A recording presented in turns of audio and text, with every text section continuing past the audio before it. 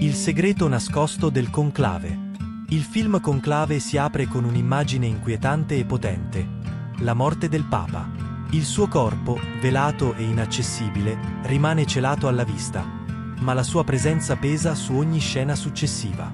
Questo Papa, purtroppo, non ha un volto ben definito, ma la sua morte segna un passaggio cruciale. Il film inizia con il mistero. Chi è questo Papa defunto? Non lo sappiamo, ma l'idea di una figura centrale, che lascia una scia di oscurità e segreti, rimanda immediatamente a un concetto di pontificato ambiguo, ovvero diabolico, come se qualcosa fosse rimasto irrisolto o incompleto. Nella Cappella Sistina, il conclave prende vita. La scena iniziale ci mostra i cardinali in attesa, ognuno con le proprie convinzioni, ambizioni e segreti. La competizione per il trono di Pietro diventa un gioco di potere, quasi una partita a scacchi, dove ogni mossa è studiata per raggiungere il controllo. La lotta non è solo per il potere politico, ma per la direzione spirituale che la Chiesa prenderà. In questa fase, i cardinali più anziani sono quelli che esprimono la tradizione e il conservatorismo, mentre i più giovani sono i portatori di rinnovamento e cambiamento. La tensione cresce mentre il conclave si prepara a eleggere il prossimo Papa. Tra questi cardinali c'è una figura che spicca: Vicente Benítez, un cardinale latinoamericano che arriva al conclave con un passato misterioso e segreto.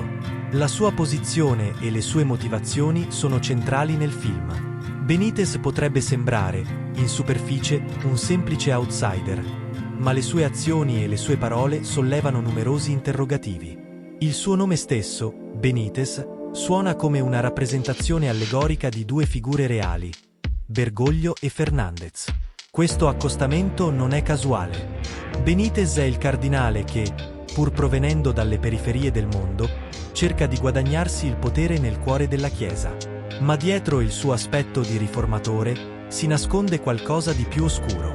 La sua elezione è ambigua e solleva dubbi tra i protagonisti, come la stessa figura di Jorge Mario Bergoglio, che è stato spesso percepito come una figura che ha preso il potere non in modo del tutto limpido, e con alleanze e dinamiche non del tutto chiare. Benítez, come Bergoglio, appare come il candidato della speranza per molti, ma la sua ascesa non è priva di ombre. La sua figura sembra incarnare un cambiamento che, pur promettendo rinnovamento, rischia di indebolire la Chiesa. Il film non solo mostra la lotta per il trono di Pietro, ma esplora anche il concetto di falso pontificato, una figura che prende il posto del Papa, ma che non rappresenta davvero l'autorità spirituale autentica. Un falso Papa che, pur avendo il titolo, non incarna la vera missione del Vaticano. La trama del film si intreccia continuamente con questa riflessione. Il conclave, luogo simbolico di elezione, si trasforma così in una metafora della lotta tra chi desidera mantenere la Chiesa nel solco della tradizione e chi cerca di spingerla verso un futuro incerto, caratterizzato da compromessi e distorsioni. La metafora degli scacchi è utilizzata sapientemente per descrivere il processo elettivo. Ogni cardinale è una pedina che si sposta sulla scacchiera, ma la mossa decisiva non è solo politica, è anche spirituale. Ogni decisione presa implica una visione profonda della Chiesa e del mondo. La morte del Papa e la sua eredità non risolta diventa una chiave interpretativa per comprendere il contesto in cui si svolge l'elezione. Proprio come nel film, la Chiesa odierna vive una fase di incertezze e divisioni. Il falso papato di Bergoglio è stato, ed è ancora oggi caratterizzato, da significativi cambiamenti, ma anche da numerosi interrogativi e critiche. Le riforme in ambito dottrinale, le questioni legate ai movimenti progressisti e conservatori, e le difficoltà interne alla curia sono temi che riecheggiano nel film. La narrazione del conclave e la sua drammatica ricerca di un nuovo Papa pongono domande cruciali. La Chiesa è ancora capace di scegliere un leader che rappresenti veramente il messaggio di Cristo, o è più coinvolta in un gioco di potere che rischia di snaturare la sua missione spirituale? Benítez, come Bergoglio, rappresenta il rischio di una leadership che, pur proclamando il rinnovamento, può allontanarsi dalla vera essenza del papato, gettando dubbi su chi sia veramente legittimo a ricoprire quella carica. La figura del Papa defunto, il cui volto rimane nascosto, rappresenta il segreto di una Chiesa che fatica a rimanere fedele alla sua missione originaria. La tensione tra le due fazioni che si scontrano durante il conclave nel film riecheggia perfettamente nella realtà odierna. Le scelte dottrinali e politiche dello pseudo-papa Francesco hanno suscitato non poche controversie, e molte delle stesse dinamiche di potere viste nel film trovano paralleli nella Chiesa di oggi. Così come nel film la figura del Papa non è mai completamente definita, anche il pontificato di Bergoglio è stato oggetto di numerosi dibattiti.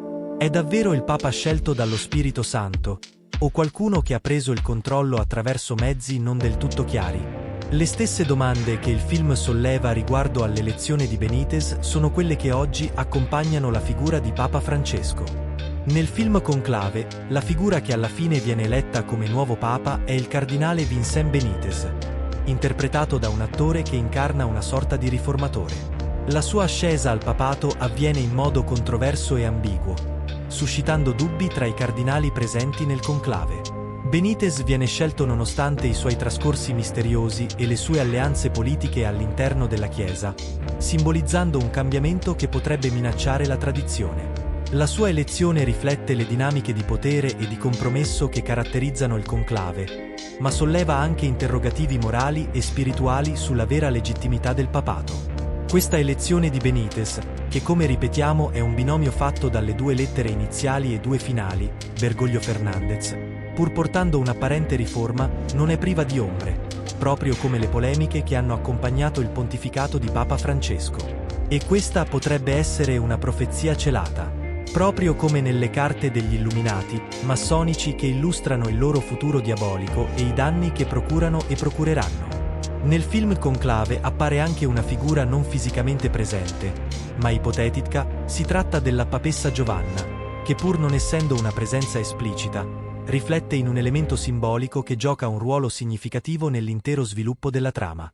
La figura della papessa appare come un concetto che sfida l'idea tradizionale del papato, tanto che nel film si fa riferimento alla possibilità di un papa donna. Questo accenno è legato alla storia di un cardinale, una delle candidate che il film esplora, che è una figura femminile, ma non viene realmente scelta. La papessa diventa simbolo di un potere non convenzionale che sfida le tradizioni millenarie della Chiesa. E qui, la profezia del film è chiarissima. Un domani la Chiesa cattolica avrà anche le papabili papesse, un tema caro al falso Papa Bergoglio che va contro il Vangelo di Cristo. La presenza di questa possibile papessa nel contesto del film serve a riflettere sulle tensioni moderne che la Chiesa sta vivendo e le possibili traiettorie future del papato. Il fatto che il film introduca questa figura simbolica può essere interpretato come una critica alla rigidità della tradizione ecclesiastica e un richiamo alle tensioni sulle questioni di gender e potere. Tuttavia, anche se la papessa non viene effettivamente eletta, la sua presenza è fondamentale per far emergere la discussione sul potere ecclesiastico e sul suo significato nel mondo moderno, simboleggiando una spinta verso un cambiamento radicale. In un contesto più ampio, la papessa nel film è legata alla discussione sulla legittimità e la moralità del potere, ed è parallela alla figura di Benítez, che è un simbolo di cambiamento ma anche di ambiguità. Entrambi incarnano la possibilità di un'alterazione dell'ordine tradizionale della Chiesa, spingendo il pubblico a riflettere su quanto il cambiamento debba essere accettato e su cosa possa significare, in ultima analisi, il vero papato. Nel film Conclave, la figura della papessa è una presenza simbolica piuttosto che un personaggio effettivamente eletto, ma la sua introduzione gioca un ruolo fondamentale nell'analisi delle dinamiche di potere e delle tensioni interne alla Chiesa. La papessa, che appare come una candidata al papato, non viene mai esplicitamente scelta, ma la sua presenza nel conclave solleva una serie di interrogativi cruciali. Nel contesto della trama, la figura della papessa rappresenta una sfida alla tradizione millenaria della Chiesa, che storicamente non ha mai visto una donna ricoprire il ruolo di papa. La papessa è una figura che, pur non ottenendo il suffragio dei cardinali, incarna la tensione verso il cambiamento e l'apertura, proprio come vuole falso Papa Bergoglio, verso nuove possibilità. Il film gioca con l'idea di una riforma radicale e la sfida alle convenzioni tradizionali, affrontando temi legati al gender e al potere ecclesiastico. La figura della papessa Giovanna, che si traveste da uomo per essere eletta papa, è stata oggetto di molte rappresentazioni cinematografiche, ma il film più noto che la racconta è Pope Joan, 2009, un dramma storico basato sul romanzo di Donna Woolfolk Cross. In Pop Joan, la protagonista, una donna di nome Giovanna, si traveste da uomo per entrare nella chiesa e avanzare nella gerarchia, riuscendo infine a diventare papa. La sua identità di donna rimane nascosta finché, durante una processione, la sua gravidanza rivela la sua vera natura, causando il suo drammatico crollo. Questo evento, secondo la leggenda, avrebbe avuto luogo nel IX secolo, con la papessa Giovanna che, una volta scoperta, sarebbe stata uccisa o costretta ad abdicare. Nel film, la figura di Giovanna è rappresentata come una donna determinata e intelligente che sfida le convenzioni della sua epoca per raggiungere il potere, ma la sua caduta mostra anche la violenza e l'oppressione a cui è soggetta a causa del suo sesso. Pop Joan esplora temi di gender, potere e la lotta per l'autorevolezza in un contesto storico profondamente patriarcale. La figura della papessa Giovanna è vista come una leggenda piuttosto che una realtà storica, ma il mito ha ispirato diverse opere artistiche, tra cui il film Pop Joan, che ne propone una versione romanzata della sua storia. L'altra figura femminile del film è Suor Agnes, che forse inconsapevolmente o consapevolmente riprende la figura di Suor Agnes Sasagawa delle profezie di Akita e recentemente scomparsa. Suor Agnes, interpretata da Isabella Rossellini, è un personaggio che funge da filo conduttore tra le dinamiche formali e informali del conclave. Suor Agnes lavora a casa Santa Marta, dove i cardinali sono alloggiati durante il processo elettivo. La sua figura porta un senso di umanità e stabilità all'interno di un contesto dominato da tensioni politiche e spirituali. Come custode della residenza, Suor Agnes non partecipa direttamente ai giochi di potere, ma è spesso testimone silenziosa degli avvenimenti. La sua presenza discreta e attenta fornisce uno sguardo su aspetti personali dei cardinali, mostrando le loro vulnerabilità al di là del ruolo ufficiale.